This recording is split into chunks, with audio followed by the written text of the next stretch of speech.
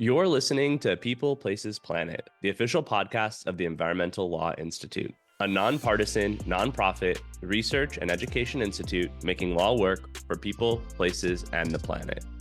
If you enjoy the podcast and want to support our work, consider donating at eli.org/donate. Welcome back, listeners, to another episode of People, Places, Planet. I'm your host, Sebastian Duque Rios, and in today's episode, we'll be discussing an industry responsible for roughly 8 to 10% of global greenhouse gas emissions, enormous amounts of water and raw materials, and millions of tons of waste every year, the textiles and fashion industry. I'm joined today by Sarah Morley, Mark Sumner, and Linda Breggin. Together, we'll be exploring the environmental impacts of the industry and the type of policies and movements aiming to make it more circular. As governments, companies, and stakeholders begin to rethink how textiles are designed, produced, reused, and disposed of, we're excited to contribute to this conversation. Mark Sumner is the head of textiles for RAP's activities to improve the sustainability of textiles. Mark has worked in the textiles and clothing industries for over 30 years. He is an engineering doctorate in textile engineering and spent over 15 years working in the UK's largest clothing retailer. He was a sustainable fashion lecturer at the University of Leeds for over 10 years, with a wide-ranging research portfolio that included consumer behavior, modern slavery, microfibers, and garment durability. Throughout his work in textiles, he has focused on understanding the system dynamics of the textile and clothing industries to ensure solutions are sustainable and reflect stakeholder needs based on key frameworks such as the UN SDGs and Just Transition Principles. Sarah Morley is a Strategic Engagement Manager at RAP Americas.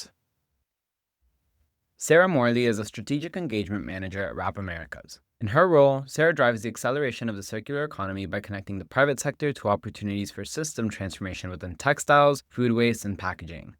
Current textile initiatives include the Global Durability Accelerator initiative to standardize the metrics for apparel longevity based on consumer behavior and designing for circularity. She previously spent 15 plus years scaling social innovation ventures through strategic partnerships and operations. Sarah studied public and private solutions to climate change mitigation through the circular economy and earned an MBA and MA in government from Johns Hopkins University. Linda Breggin is a senior attorney at the Environmental Law Institute and director of the Center for State and Local Governance, where she and her colleagues work on state and local capacity building projects that address a range of sustainability issues, including waste reduction.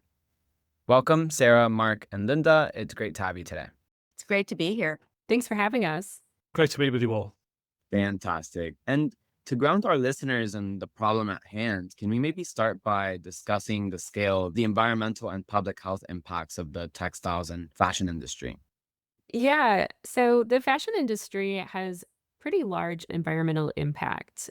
As you had mentioned, it's a major contributor to climate change. The fashion textile industry accounts for around 8 to 10% of global greenhouse gas emissions. It's also extremely high in resource use. The sector uses about 93 billion cubic meters of water annually, and it's also one of the largest consumers of raw materials. So think about all those cotton t-shirts you're wearing that use a lot of natural materials and then also synthetic fossil fuels, like those really exciting vegan leather pants you like to wear on the weekends. And then it's a massive waste generator. So globally, around 92 million tons of textile waste are produced every year, and about 1% of textiles are recycled back into new products each year.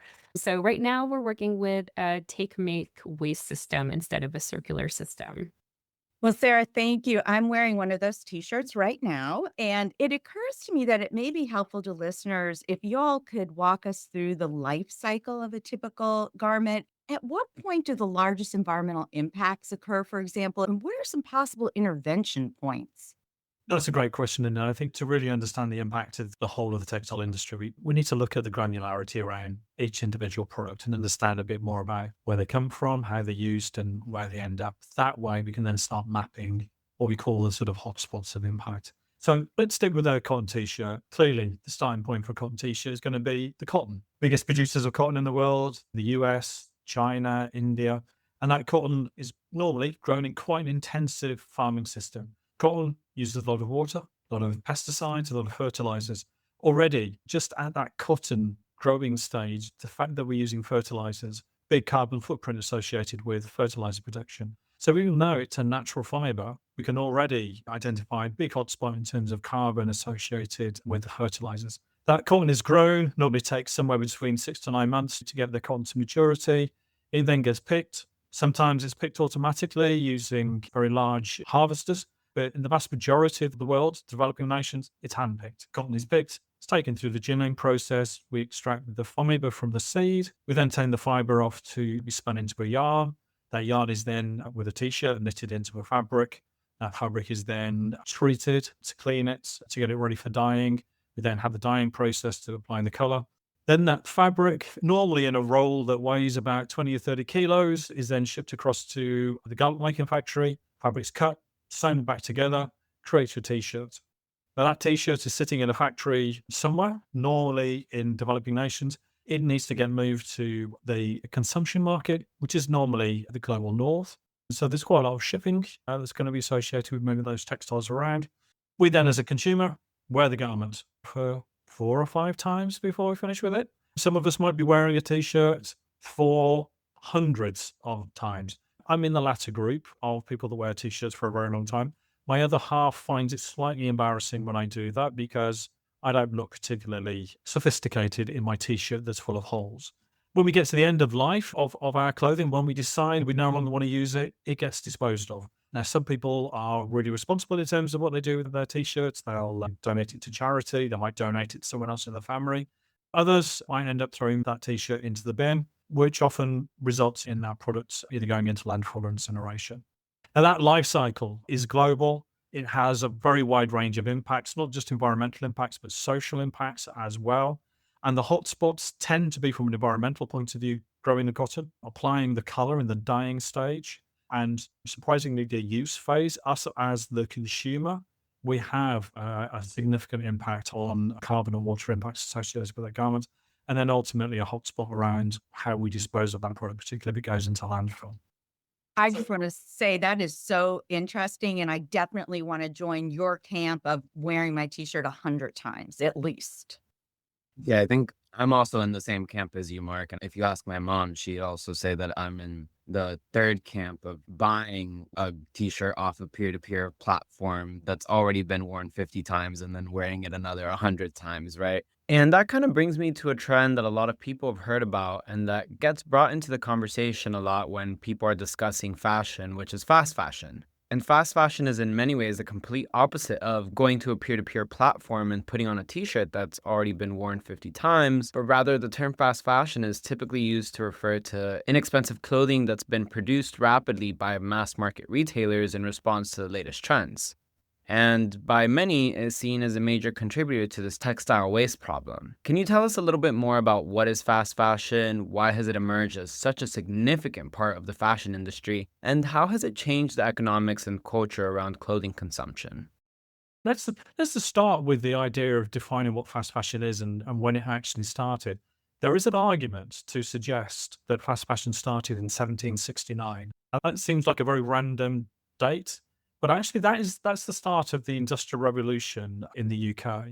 And the Industrial Revolution led to the textile industry shifting from a cottage industry, where essentially you made your own clothes, into an industry where clothes were made on a very, very high volume. And there are some of us, some academics who would talk about fast fashion started then, this idea that we had an increase in consumption around fashion. Fast fashion in its modern sort of context, it was all about, as you said, it was all about trying to capture the moment of the current fashion fad that was happening. Can we produce garments quickly enough to meet that fashion trend that was happening at that time? And as a result of that, what we've seen a lot more of is consumers engaging with a fast turnaround in terms of trends. We moved away from sort of seasonal trends to almost to a point where we were talking about maybe monthly or even weekly fads that are going on. Now, over the years, have started to disassociate fast fashion brands, those brands that are sort of labeled as low price organizations, from fast fashion as a buying behavior. Buying behavior and this approach to wanting to be connected with the latest trends, that goes across all sorts of demographics. It goes across all sorts of different parts of the sector. I know there are luxury brands that operate and service fast fashion customers that come into their luxury stores. They come in every week. They buy the latest thing on the hanger. The main difference between them and customers that might go into your more established fast fashion brands is there's a very significant price difference between luxury and the lower end, but the behavior is the same. And what we see in terms of that behavior is this idea that people are not fully utilizing their product. So what we mean by that is they buy the product, they might wear it 3 or 4 times, and then it gets put to one side as a new trend comes in. So rather than wearing that piece of clothing until it reaches the end of its life, it's no longer functional as a garment. What we're seeing is people are putting it to one side because there's a new trend that's come along. To the point now, what we're seeing is in the end of life market where people are dealing with post-consumer textiles, there's a huge volume of textiles now being pushed out at the bottom end of that market. And that's despite the fact that we have some very sophisticated peer-to-peer platforms that are trying to build in that sort of reuse model. We're still seeing a big volume going down that sort of end of life avenue.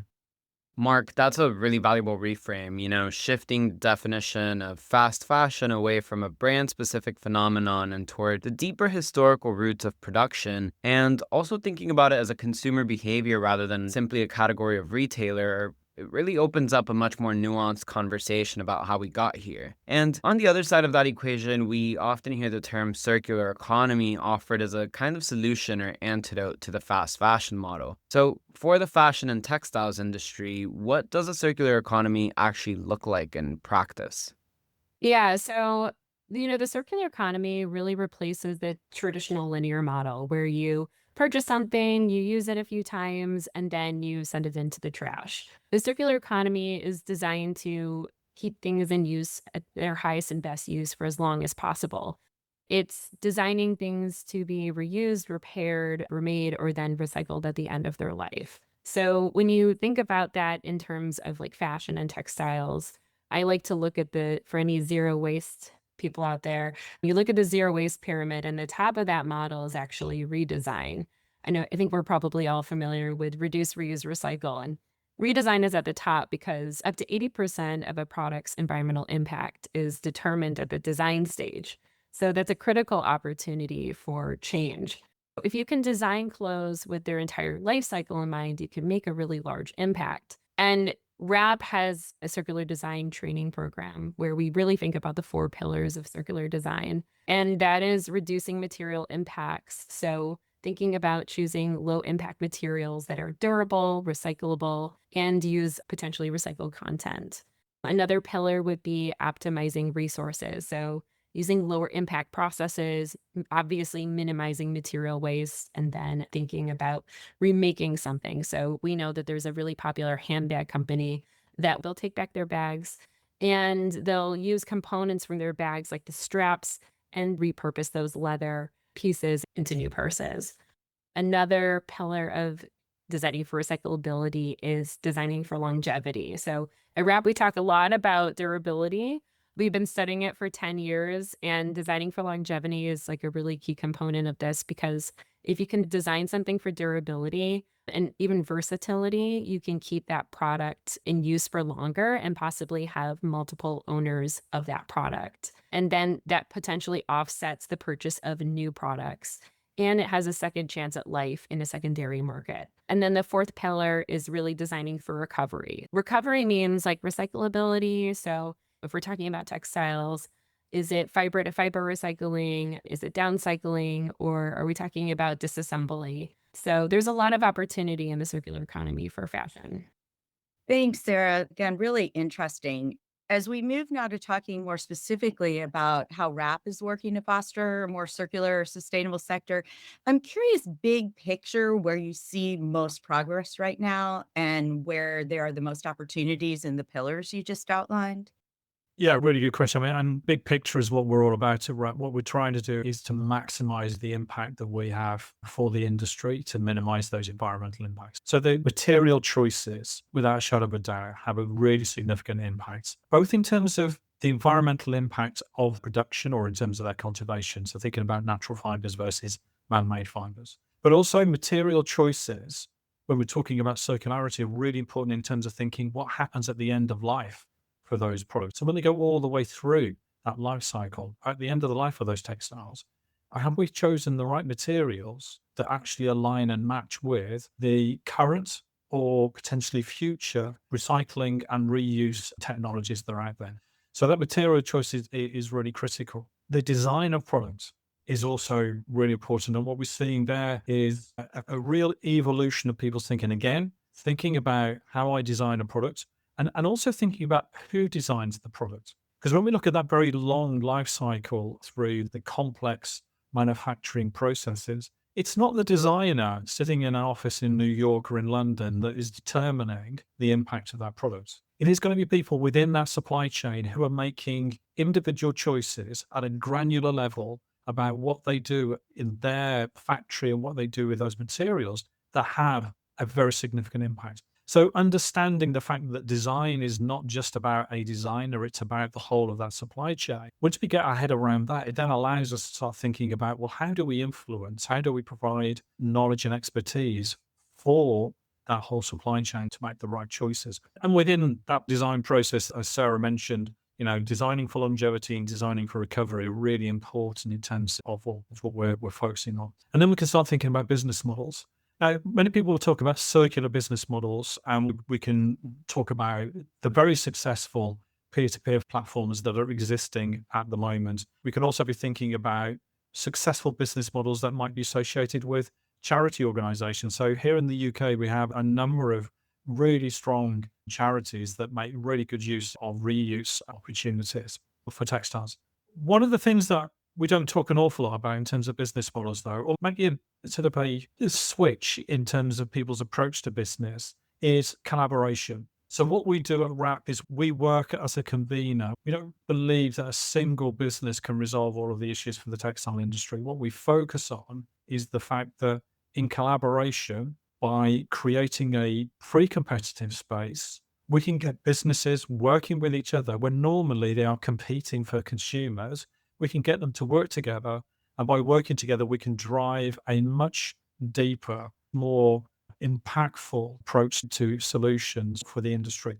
And I think, although maybe you wouldn't call it a business model, it does sit within that regime of how do we get businesses to actually work together for mutual benefit, as opposed to actually competing all the time in terms of trying to maximize their business value. Thanks, Mark, for the overview of where you see the key opportunities in your approach. I really like the frame of pre-competitive. I may borrow that moving forward. Conversely, I'm also curious, big picture, what you've identified as the biggest barriers preventing the industry from scaling circular solutions more quickly?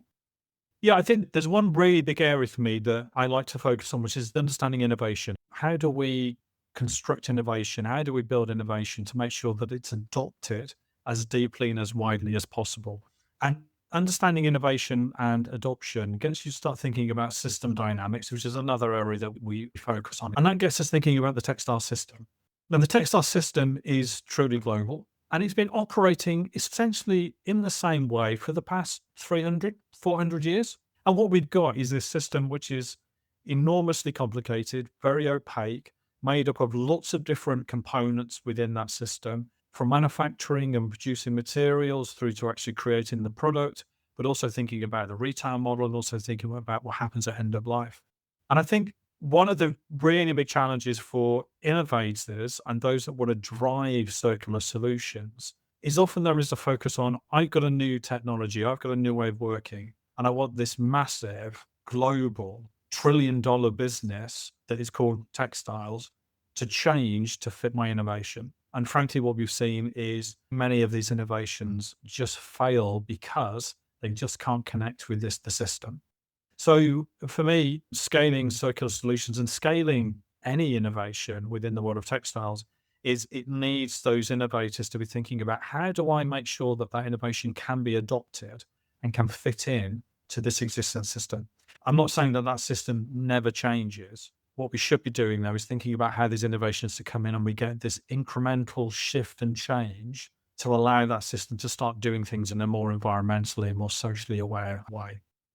Fantastic. Thank you, everybody. We've been talking a little bit about the problem of textiles and textile waste, and now we've identified some of the opportunities for progress as well as some of the barriers to that progress.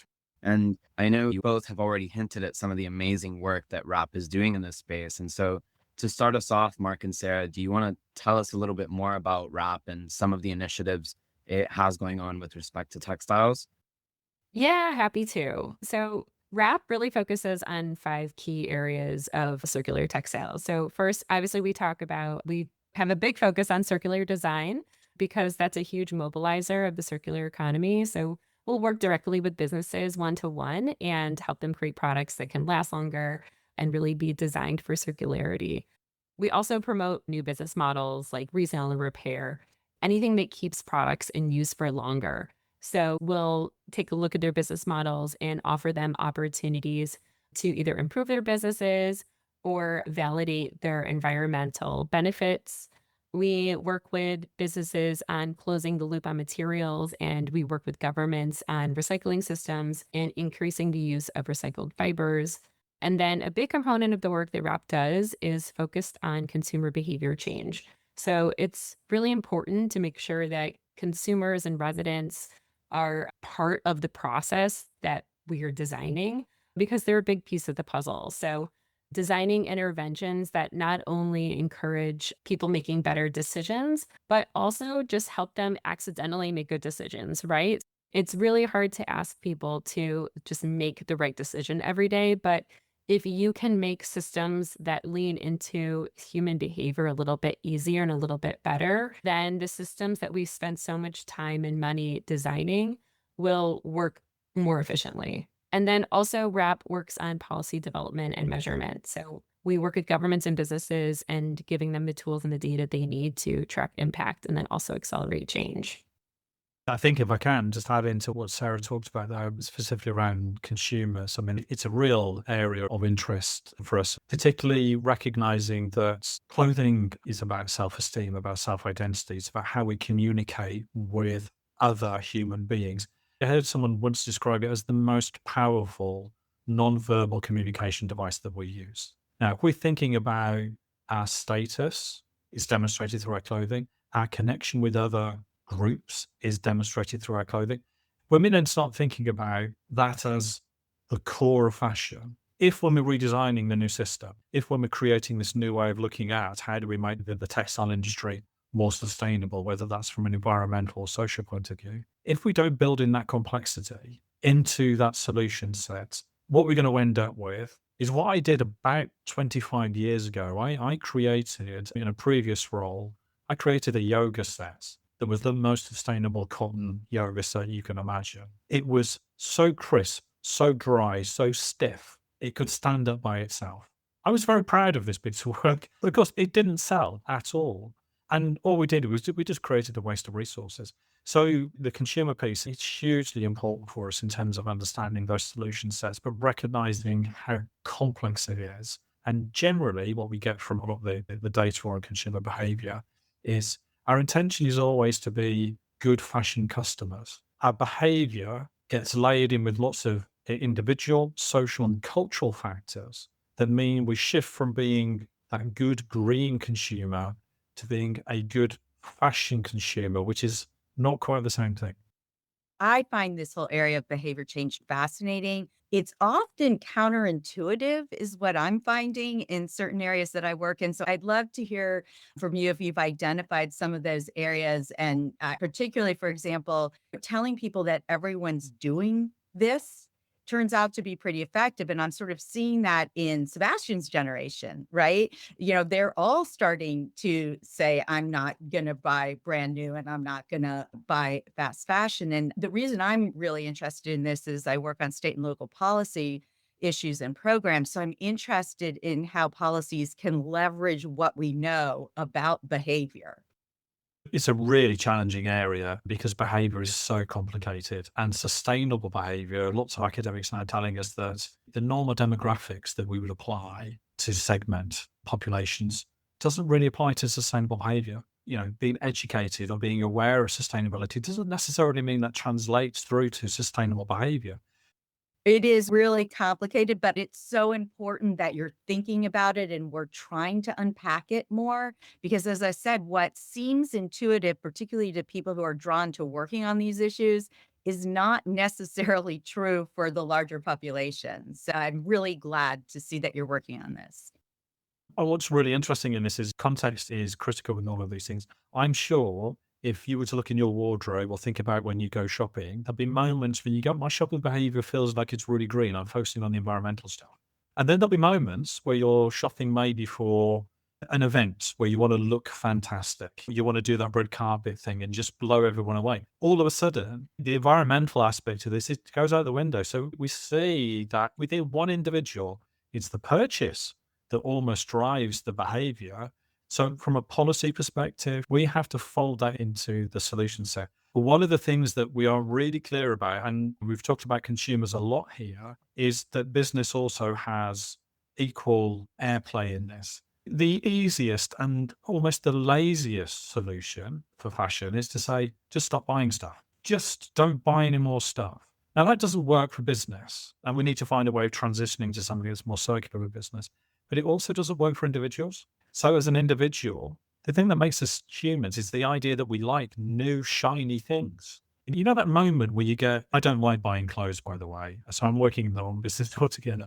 But every so often I'll order something online and I'll get a power tool or something. When I get that delivered to my house, I get so excited. And that's just the newness of the thing. So we've got all of these really complex things going on, and we'd love to spend more time talking about this, but it's getting that balance right between consumers and understanding how they work, but understanding the business models as well from a business perspective, and then trying to work out from a policy point of view, how do we knit those things together?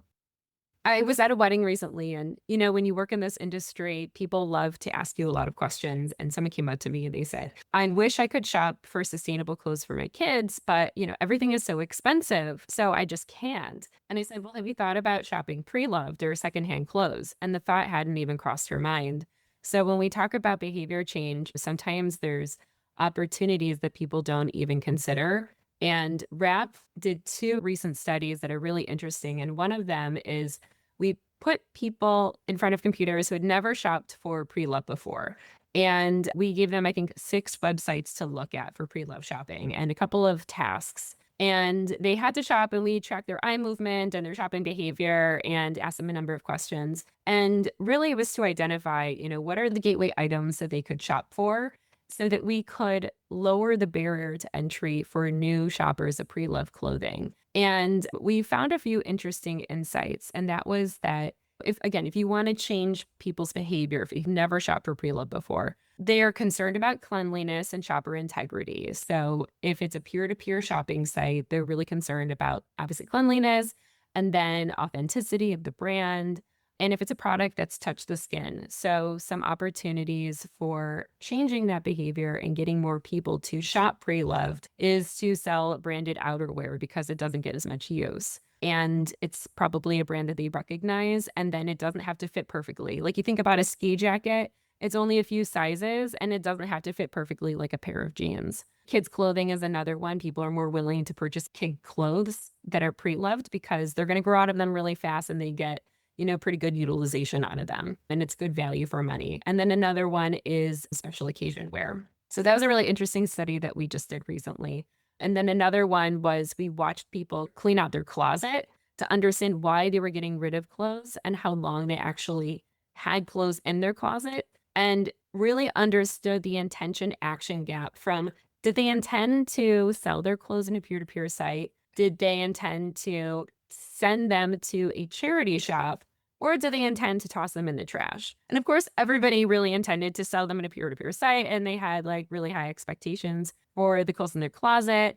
And what happened, you sit on the clothes long enough, they don't sell, it's a lot of work, and it ends up either in the trash or they send it directly to a charity site. So I think there's a lot of opportunities for preempting these big closet cleanouts so that they are less mentally exhausting for people, so that we get them to distribute clothes appropriately so that people don't feel burdened to just dump things at once and then they end up in the waste stream. I mean, it's that phrase frictionless that you hear in Yeah. other contexts, right? This just has to be easy. And so it's so fascinating to hear about those studies, because I'm already thinking of ways that local governments, for example, could do education campaigns and make it just very easy to recycle or drop off your clothing. Super interesting to hear insights on consumer behavior, and it almost makes me think of my own patterns of consumption. And Whenever you're doing a study in the US, feel free to shoot me an email and I'd be more than happy to enroll and have you come watch what I do with my closet. But I wanted to talk a little bit about one of RAP's projects, which was the UK Textiles Pact. RAP convened more than 130 organizations through this UK Textiles Pact. Could you explain what the Pact is, what motivated companies to participate, and any updates on meaningful progress? Yeah, so the UK Textiles Pact is our sort of like engine room for innovation. It's where we do an awful lot of operationalizing the sort of theory. The current version of the Textiles Pact, starting back in 2021, before that we had something called SCAP 2020. Both of them had the same sort of setup.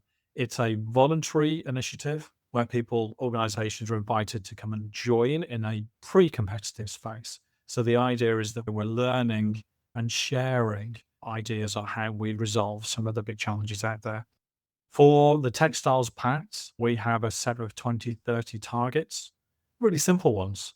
I think it's really easy to say these out loud. We want a 50% reduction in our carbon footprint, a 30% reduction in our water footprint, and we want to embed circularity across the UK textile industry. And we, as part of that pact, have convened a really diverse but really interesting group of organizations. Of course, we have brands and we have retailers in there. Those organizations are using their supply chains to make new products and to put that product out into the market. But we're also working really closely with what we call the R&R sector. So that's the reuse and recycling sector. Now, that includes organizations that are commercial and charities. It includes organizations that collect, sort, reuse, and recycle textile materials. We also work with academics. So we're really engaged with this idea that there's a real hotbed of academic activity around trying to understand how we find solutions for sustainable fashion, both from a business and consumer perspective. And we're working with, and partly funded by actually a government in the UK. And we use that Textiles Pact as a real test bed for doing initiatives, trialing out new toolkits, looking at new innovations. And the idea is that we have success when those things become embedded within organizations. And when they become embedded, we can demonstrate a saving in terms of carbon and water. And to help us understand if those savings are happening, we have our own footprinting tool that allows us to do a quick and easy assessment of progress that's been made towards those 1530 targets. Now, what we can see at the moment in terms of progress is we can see lots of organizations engaging in new innovations, trying out new solutions for their individual business. And a lot of those solutions have to be bespoke because businesses are different. And we're seeing in certain areas really good progress. We're seeing carbon saving being achieved through material choices, water saving being achieved through designing products in a different way, opportunities to reduce the amount of textile waste that is ending up in landfill and incineration. But what are the challenges that we have? Big challenge that we have within the voluntary agreement, but I think this is a challenge across the whole of the industry, is the continual growth in consumption. And when I say, by the way, continual growth in consumption, don't take it as me going, it's the consumer's fault, that statement. This is a combination of cultural, societal, and business, as well as consumer behaviors all coming together. So we are seeing not a decrease in the linear model, but an increase in the volume that's being created through that linear model. So we're working really hard to decouple, and we recognize how important it is for businesses to grow. We want to find solutions that decouple growth. You're allowed to grow your organization, but we want to do this in a way that reduces the environmental impact. And that's our big focus now between now and 2030 to drive that decoupling so we can actually get as close as possible to those targets we set ourselves back in 2020. Feels like a very long time ago. And we hoped a lot of things would have changed by now, and they haven't. So we've had to reimagine what our initiative does, reimagine our roadmap to get us to 2030 and achieve those targets. Well, Mark, thanks. That's really interesting, to hear about the goals. And I feel like progress is always a little slower than we would like. It always takes a little bit longer to get the foundation in place, but it seems like you've made an incredible amount of progress in that respect. I want to shift to talking about a specific initiative right now that I am really interested in, your durability accelerator initiative. My understanding is that you tested more than 200 garments as part of this initiative across major brands in the UK. Curious what the biggest takeaways are from that research and just learning more about the initiative generally. We see durability as a cornerstone of delivering circularity and achieving our 2030 targets. And durability is important for a number of reasons. First and foremost, if you can make garments durable, give them a longer life, you're more likely to get them fully utilized, i.e., they get used for longer. Now, that can, in many cases, displace new purchases.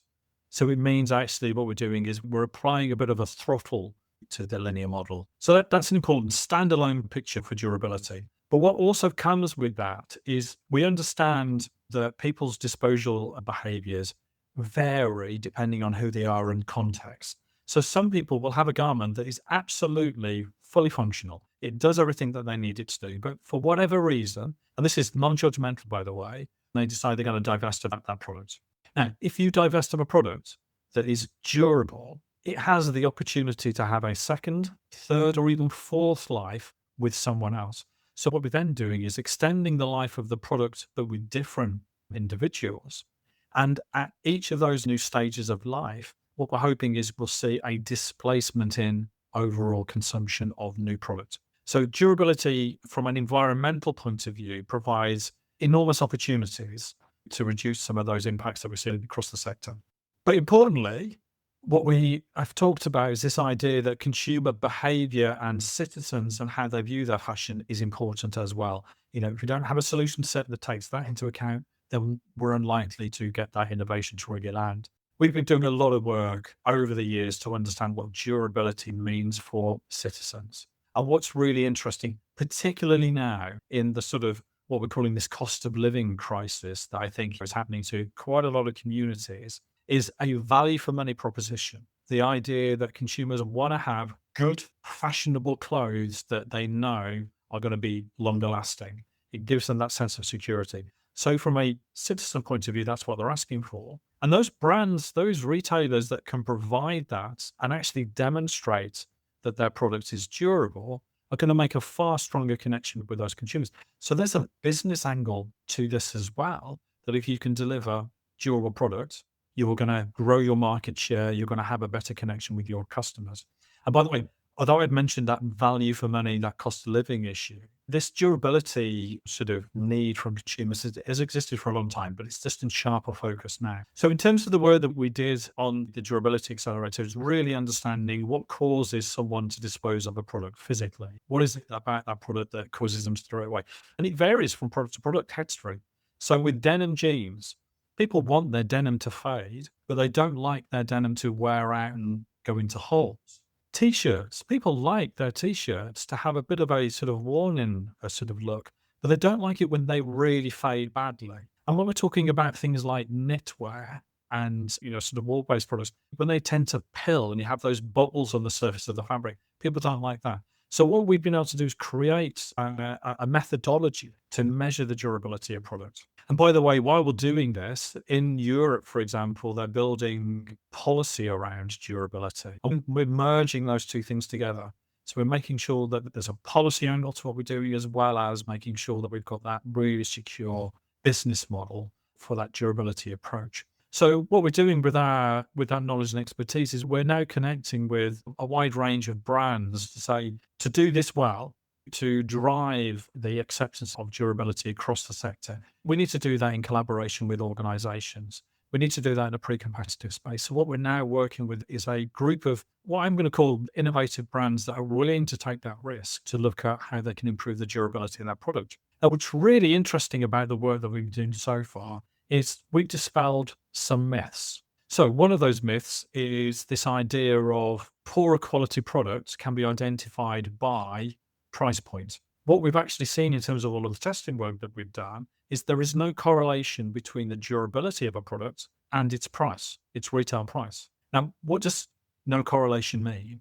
Well, what that means is in our top 10 of best performing products, you can have product that is really high value, and you can have product that is really, for want of a better descriptor, cheap. You can get almost the same performance, but have a tenfold difference in price point. Now, at the bottom 10 of our durability table, our benchmarking, you have exactly the same thing. There are really cheap products sitting in that bottom end of the durability scale, really poor durability, but sitting next to really high value products. And what we've also seen, another myth to sort of unpack here as well, is the composition doesn't allow you to predict how durable product is. So you can have cotton products, cotton t-shirts that are almost as good as polyester t-shirts in terms of their durability. And one of the really interesting ones, and this has freaked out some of the hardcore sort of textile engineers out in the world, is fabric weight is also not a clear indicator of how durable a product is. You can actually engineer a fabric that can be lightweight and more durable than something that is a heavier weight fabric. Now, my background is fabric technology. That's what I used to do for years. And I can now understand how complicated it is for a consumer to work out whether their product is durable or not. And I know how complicated it is because I can't do it as an engineer in textiles. It's really hard. So one of the key outputs for our durability accelerator work is to link together this idea of environmental sustainability with meeting a consumer need, but also connecting with business. And we believe that the connecting thread for all of this is creating an independent standard for durability. So we envisage that in the future, you could have that independent standard on the product that says this product has been tested to, let's say, the RAP standard for durability. And that RAP standard is focused very much on consumers and how they use their product. And the idea would be it would give them some confidence. It would give them some security that the product they're buying has a good level of durability. And with that, we think that actually builds that strong connection between that consumer and that brand that engages with using that standard. There's a lot of discussion in the industry, just in the sustainability world in general, is the say-do gap. Sustainable shoppers say that they will pay more for sustainability, and then when it comes to the checkout counter, they don't do it. And the opportunity we see with durability is, regardless if people consider themselves a sustainable shopper or not, we know that durability is a key driver for purchasing. So we see durability as an opportunity to close the say-do gap among shoppers, which is why we're so excited about it. I'm curious whether anyone is putting together a database of specific products. Is that effort underway? Because obviously, from what you said, Mark, I was so surprised to hear that durable products aren't necessarily more expensive. So it's hard for the consumer to navigate. Once a standard is created, brands that have the standard can then be listed with all the specifications. But until that happens, it's really hard to list all those specs because they would need to go through the process of the testing and have that data. But, we won't do that to the participants who are going through the process to really develop these metrics. Right now, the brands who do participate in this study, they do get an internal document that benchmarks them against their peers, and it's totally anonymized. And that's just to see how they compare to the market and how their products compare. And it's been kind of exciting because in the UK study, there were brands that were apprehensive about participating because they thought that their products weren't that durable and they wouldn't perform well. And they were pleasantly surprised by how well some of their products performed in certain categories. And then there were others where they were like really good lessons learned, and there were good takeaways that they could take back to their design teams and say, we thought that this product would perform better, but now we have clear evidence that says we can actually make a few adjustments to this product and it can last a bit longer. Sarah's spawn, the resistance to getting product tested as part of the original project was very high. And then as soon as we started to see the results, people started to go, I have got some good products, how do I tell my customers about this? But one of the challenges for the work that we did in the UK, and I don't know whether we'll see this with the work that we're doing in our global project, is that some brands were really good in terms of product development for their denim on menswear, but not so good for denim on women's wear, and vice versa in terms of t-shirt. So there's a wider strategic piece that, we're building into our conversations with brands is how you manage that sort of brand identity across different categories. Because ultimately, as a brand, you don't want your customer just to come in to buy one product. You want them to have that diversity of tapping into the other products that you have in your portfolio. So yeah, it's been a really interesting confidence piece to build here. And what's also been really interesting about working with the Accelerator and working with these brands is they have an eye on what's going on in terms of policy developments in different regions. And we've looked at it closely as well. And some brands have said, we don't need to be involved in this accelerator work because all we need to do is achieve the minimum compliance level. That minimum compliance level at the moment, I would argue, is so low that even if I made some clothes, it would look like they're durable. I mean, and that's a stretch, right? In terms of what that bar looks like. I'm being slightly facetious, but the bar is low. What we're talking about in terms of durability is a tool to help us minimize some of the environmental impacts. We believe that there needs to be a higher bar for that durability standard. Thank you, Mark. And I'd love to bring us back to the US context for a moment. Sarah, our understanding is that RAP is now starting to bring some of these initiatives stateside. As part of that expansion, you've conducted a landscape review to help shape your US programs. What did that review reveal, and what gaps or challenges have emerged from that process? Yeah, when we're working on this project, we want to make sure that we're not making duplicative efforts. So part of the project is doing a big landscape review across the US and the EU markets, and then taking global perspective to really understand what durability policies and standards already exist. And what we discovered is that they're largely fragmented and not really evidence-based. They do exist, but they're also just not very comprehensive. So we do see a big need for something that is consumer facing, that helps consumers make better purchasing decisions, and that also outlines durability metrics based on real testing data and robust testing data. So that is a couple quick highlights on some of the work that we've done. Yeah, I was going to say, just to support that, the work that we're doing as part of this global initiative, which is connecting with lots of US brands, is making sure that we translate our work from one region to another. And it's making sure that citizen engagement within the US is about citizen engagement in the US. And it's about understanding the US market as well. And Sarah and I have just got visibility of some of the outputs that we've seen in terms of our market research that we've done as part of this project, looking at US citizens' attitudes to durability. And it's really interesting. There's some really clear convergence in terms of behavior between people in the US compared to the UK compared to Europe, which is great. You just think, well, that's great. But then we're also seeing very clear divergence in terms of types of behavior that's associated with purchasing, with use, and disposal. And we won't need to go into the full detail of that today, but the fact that we have convergence and divergence means when we do our international work, we're always focusing on making sure that work is not just a cut and paste from here in one part of the world to another part. It is really about doing, a bespoke approach. Now, what that means for people that work with RAP is it sometimes looks like we go quite slow and quite cautiously. And the reality is we do that on purpose because we want to make sure that the solution set is absolutely right for that region, right for that group of brands that we're working with. So, we've got a real focus on making sure that we use the sort of understanding of the market to make sure that what we're delivering aligns with that market. Yeah, and just one other point is some of the policies we've seen in the EU set a very low bar. It's sometimes based on 5 washes, 10 washes. Now, could you imagine owning a t-shirt that you only wash 5 times? So our testing is really based on consumer use and understanding their expectations for longevity. So oftentimes we're testing up to 50 wash and dry cycles. And that's really important to understand when we're building out a standard like this, is gathering that type of data. Thanks, Sarah.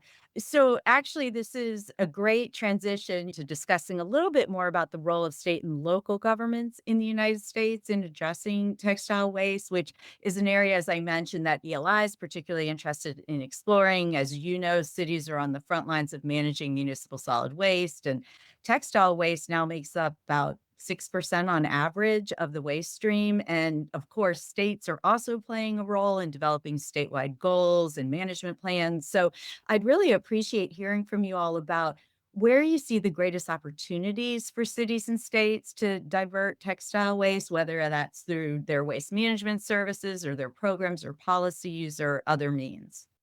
Oh my gosh, there's so much opportunity because cities and states are really the laboratories of democracy, right? They're the local policy innovators. and they know their regions best and they understand household and business behaviors the best. So they can really respond to the markets well in a way that I think the federal government has more challenges to do so. So I think really focusing on better textile collections programs, whether that's drop-off bins or curbside pilots. I know that there's some really exciting things happening in a few states in the US right now between WM and Goodwill and a textile recycler. So that's really exciting to see that pop up. And like I mentioned, like partnerships with charities and recyclers, seeing more repair and reuse initiatives to especially keep some cobblers and repair services in business, because I think we're going to see a lot more of those services in need, especially as textile products become more expensive.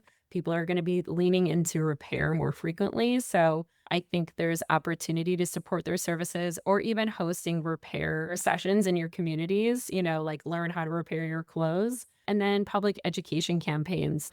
I say that loosely. At RAP, we talk a lot about behavior change. And we had a campaign in the UK for about 10 years, and it was a Love Your Clothes campaign. And it wasn't just on education, but that was certainly a piece of it. So it was everything from how to repair your clothes to how to wash your clothes to reduce damage, what temperature should you be washing your clothes at, and taking inventory of your closet so you actually know what's in your closet. And a lot of fun, interesting ways to keep your clothes in use. So behavior change, it doesn't have to be just about education.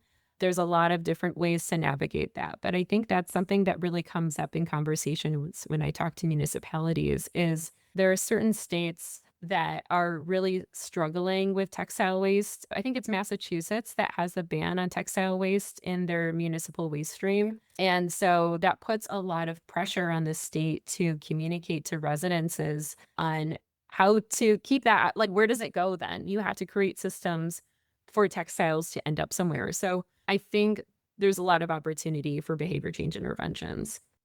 And I think to help that shift is if we start talking about textile waste actually as textile material or textiles value. So, one of the things that we've seen in all of the work that we've done with what we call the end of life area is lots of product end up in landfill or incineration that is usable product. It can be reused if you can pull it out from that waste stream and put it into the right sort of type of market for reuse. There's also a large proportion of that textile material that could be recycled. Now, I think local government has a really interesting opportunity to start thinking about how can they create the value around this textile material rather than thinking about it as textiles waste. And, we've shifted our language a lot over the past few years. As an environmental NGO, we don't talk about waste reduction for textiles. We talk about maximizing the value of post-consumer textiles, because we know if you can get that value proposition created, then you'll get more and more innovators, business people going, I want a piece of that pie. And they may not be interested in the environmental outcome, but we get it if they actually engage in it. I think that framing is so important. And one of the things we're doing through our state center are developing model resolutions that city councils can adopt or mayors can use an executive order that tries to reframe in that kind of way. And in fact, I'm a huge fan of the work that RAP does on food waste reduction. And that's an area, again, where the framing is so important. You don't want to rescue food waste. You want to rescue surplus food, right? And when you change the way that people are thinking about something and simply through the words they use, it can be very powerful. While we're on the topic of states taking the initiative to tackle textile waste, California's SB 707 is the first major EPR bill to really address this. So this one requires producers to fund and manage textile collection, repair, and recycling systems. So I think this might be the first model that other states may use in terms of managing textile waste. So I think we'll all be looking to them to see how this goes. So the PRO has just been assigned, and it looks like they will be generating about $56 million of funding in a couple of years. And that will be for required infrastructure investments. And that will scale to about $412 million in 2030. So that is really exciting for the textile circular economy as a whole. We talk about all these opportunities for the circular economy with recycling and reuse and repair. But at the end of the day, these programs have to be funded. EPR schemes like this provide that type of funding, and they support the infrastructure that's required for these advancements. This has just been such a rich conversation, and it's clear that change needs to happen at every level, from policy and industry all the way down to consumer choices. On that note, I'd love to close by giving you a chance to speak directly to our listeners, whether it's a call to action, a practical tip, or a broader message. What's something that you'd like someone to take away from this episode? I was on a panel at the Textile Recycling Expo a few weeks ago, and all the panelists were asked, what's your most sustainable fashion tip? And we kind of all agreed on this one, but the most sustainable thing that you can wear is what's already in your closet. There's a stylist that I follow, and people always ask her, they're like, in the 1940s and 50s, people were so much more stylish and they took more style risks. And she says, no, that's only because they only had a few outfits in their closet. So they had to mix and match a lot and be stylish with brooches and get creative with the things that they had. And today, people, a third of their closet goes unused. So a tip is to wear your clothes around your house. If there's a dress that you feel like is a little over the top or you just don't feel comfortable wearing it, wear it around your house until it feels like pajamas. And then one day you will wear it out and you'll feel comfortable in it because you've already worn it 100 times. So that is a tip for wearing more of your closet. Thank you so much for joining us today. This has been an absolutely incredible conversation. And I know I'm a big proponent of what you said, Sarah. I always try to use my clothes creatively, or at least challenge myself to. And I'm a big concert goer and I like to go on theme. And that's something that I always have a lot of fun doing, like trying to pull things together and make an outfit that is themed in some sort of way with what I already have. And it can be challenging, but it's fun. So thank you guys so much again for joining us today and for taking the time to have this conversation. Thank you for having us. This has been an amazing conversation. Yeah, thank you. Really enjoyed it.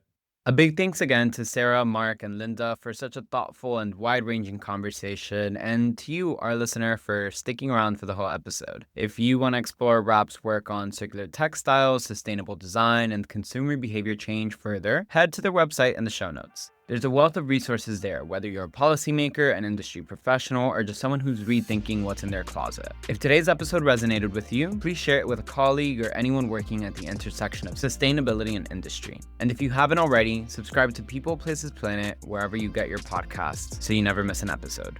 Until next time. Thanks for listening to People, Places, Planet, the official podcast of the Environmental Law Institute. Our work wouldn't be possible without the support of people like you. If you'd like to learn more about what we do, attend one of our events, or support our work financially, head to eli.org.